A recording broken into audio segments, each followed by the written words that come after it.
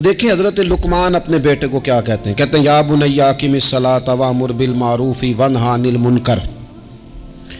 حضرت لقمان اپنے بیٹے کو سمجھاتے ہیں، کہتے ہیں اے بیٹا نماز قائم کرنا، لوگوں کو بھلائی کا حکم دینا، برائی سے منع کرنا، وَاصْبِرْ عَلَىٰ مَا أَصَابَكَ، اور جب مصیبت پہنچے تو صبر کرنا، ادھر ادھر رونا دھونا نہ کرنا، نماز پڑھنا، بھلائی کا حکم دینا، برائی سے منع کرنا، اور اگر کوئی مصیبت پہنچے تو اس پر صبر کرنا۔ کتنے کام ہو گئے؟ 4۔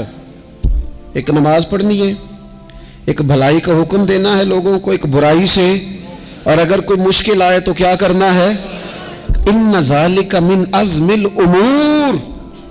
فرمایا بیٹا یہ بڑی ہمت والے کام ہیں، ہمت والے کام کرنا، ہمت والے، طاقتیں اپنی قائم رکھنا، کمزور نہ پڑنا، لوگ تمہارے آنسو نہ دیکھیں، کوئی تمہیں تڑپتا نہ دیکھے۔